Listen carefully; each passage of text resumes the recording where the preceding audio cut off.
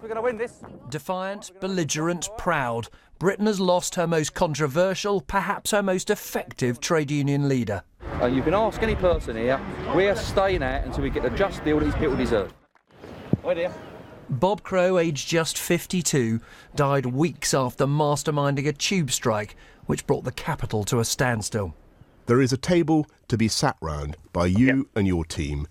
But we can't do it while you put a gun to our head. He and the Mayor of London hadn't spoken for years, but today, to the surprise of some, Boris Johnson paid a warm tribute to him.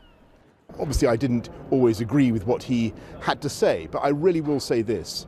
I think that together with other union members, Bob Crow unquestionably helped to drive forward huge progress on London Underground, and he leaves a massive legacy behind.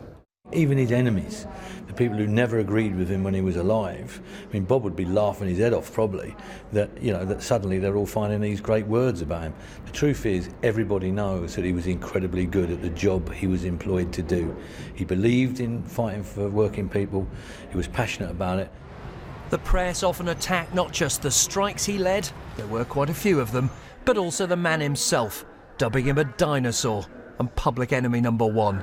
He didn't see his job as making the trains run on time, but getting the best deal for his members. Bob Crow knew what he believed. He knew whose side he was on. He knew who his enemies were. He was above all his own man, which in modern politics makes him something of a rarity. Stand it, paper. That didn't, of course, make him popular with everyone. You blame him? I didn't really think about it. I just found it annoying, a nuisance. I'm surprised that so many people are being nice to him, but I think it's entirely justified and they should have been nice about him. Because? Because he was a man of principle who was vilified quite often for his principled stands. He messed up a lot of things, but, you know, respect, because he's standing up for his people, man. Bob Crow called himself a communist socialist. He praised the old Soviet Union and took his union out of the Labour Party.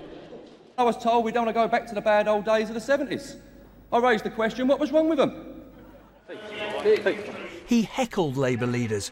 Perhaps that's why Ed Miliband chose to stay off camera today. Not so the TUC's General Secretary.